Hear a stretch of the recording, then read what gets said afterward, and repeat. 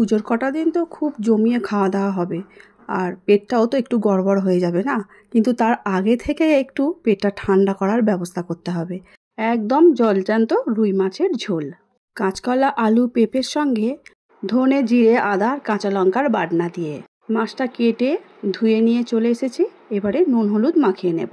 এদিকে কাঁচকলা পেঁপে আলু সব কেটে ধুয়ে নিয়ে জল ঝারিয়ে চলে এসেছি একটা প্লেটের মধ্যে নিয়ে। 1 চামচ ধনে গুঁড়ো, 1 চামচ জিরে গুঁড়ো, 1 গাঁটের মতো আদা আর কাঁচা লঙ্কা নিয়ে জলে ভিজিয়ে দিলাম। এবারে 5 মিনিট ভেজার পরে খুব সুন্দর করে এটাকে একটা বেটে পেস্ট বানিয়ে নেব। আমি শিলের মধ্যেই বাটছি, কারণ এরকম ঝোল রান্না করার সময় মনে হয় শিলে বাটলে বুঝি এর স্বাদ অনেক বেশি ভালো হবে। তোমরা চাইলে কিন্তু মিক্সিতে বেটে নিতেই পারো। শুধু ধনে জিরে নয়, সমস্ত মশলাই আমরা সবাই জানি শিলে বেটে খেলে তার স্বাদটা কিন্তু অনেক ভালো হয়। নমস্কার বন্ধুরা, শ্রাবণীর পাকঘরে সবাইকে স্বাগত জানাই। আশা করি তোমরা সবাই খুব ভালো আছো, আমিও ভালো আছি।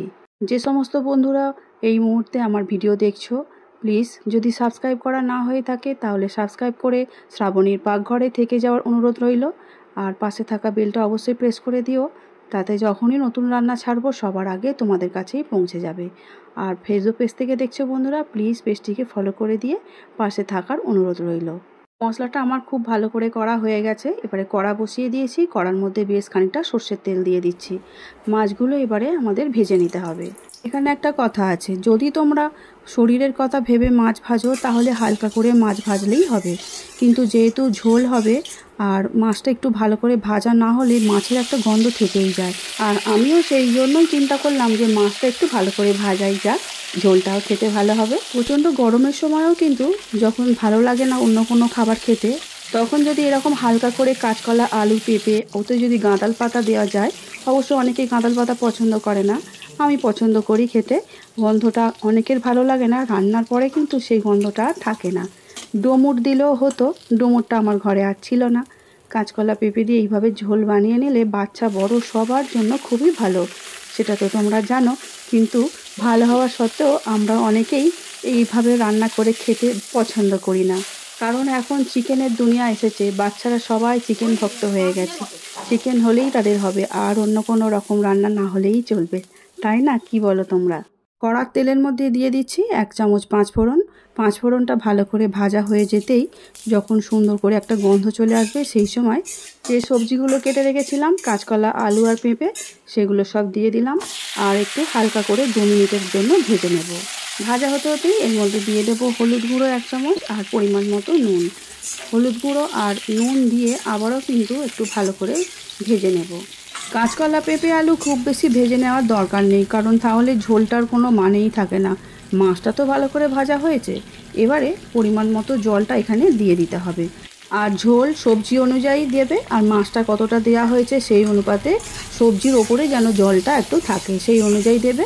এবারে দিয়ে দিচ্ছি ধনে জিরে আর আদার যে বাটনাটা বেটে রেখেছিলাম সেই শিল ধোয়া জল, আর ওই বাটনাটার অর্ধেকটা আমি এখানে দিয়ে দিচ্ছি। দিয়ে আবারও খুব ভালো করে একটু নাড়াচাড়া করে মিশিয়ে নিতে হবে সবজিগুলোর সঙ্গে। আমি নতুন গৃহিণীদের জন্য বলছি, কারণ ঝোলটার সঙ্গে তো আলুটাও সিদ্ধ হবে আর ঝোলও কিন্তু কমতে থাকবে। শেষে দেখবে ঝোলটাই থাকছে না, সবজিটা দেখা যাচ্ছে, ওটা কিন্তু আবার ভালো লাগবে না, একটু ঝোল ঝোল থাকতেই হবে। ব্যাস, এবারে ভাজাটা পুরোপুরি হয়ে গেছে। এবারে আমি পরিমাণ অনুযায়ী জলটা দিয়ে দিচ্ছি। জল দিয়ে খুন্তির সাহায্যে ভালো করে ঝোলের সঙ্গে সবজি মিশিয়ে নিয়ে ঢাকা দিয়ে দেব একদম 5 মিনিটের জন্য, কারণ পেঁপে সিদ্ধ হতে একটু সময় লাগে। কাঁচকলা আলু হয়তো একটু তাড়াতাড়ি সিদ্ধ হয়ে যায়, কিন্তু পেঁপেটার জন্য 5 মিনিটের জন্য সিদ্ধ করে নিয়েছি, কিন্তু এখনও পেঁপেটা একটু সিদ্ধ হতে বাকি আছে। তার সত্ত্বেও আমি এখন মাছগুলো তুলে দেব, কারণ মাছের যে স্বাদটা ঝোলের সঙ্গে খুব ভালোভাবে যাবে। আর আবারও চাপা দিয়ে 2-3 মিনিটের জন্য আমি ফুটিয়ে নেব। সমস্ত সবজি সিদ্ধ হয়ে যাওয়ার পরে মাছ দিয়ে 2 মিনিটের জন্য ফুটিয়ে নামিয়ে নিলেও কিন্তু হতো, কিন্তু আমি চাই সবজিগুলোর সঙ্গে মাছগুলো ফুটুক, ভালো করে মাছটাও সিদ্ধ হয়ে যাবে আর সবজিগুলো সিদ্ধ হয়ে যাবে, তাতে টেস্টটা কিন্তু অনেক বেশি হয়। 2 থেকে 3 মিনিট খুব ভালো করে ফোটানো হয়ে গেছে। এবার ঢাকা খুলে আমি আরেকবার দেখে নেব। এখন কিন্তু সবজি আর মাছ খুব ভালো করে সিদ্ধ হয়ে গেছে, আর হালকা পাতলা রুই মাছের ঝোল কাঁচকলা পেঁপে আলু দিয়ে আমাদের একদম রেডি হয়ে গেছে, দেখতেই পাচ্ছ।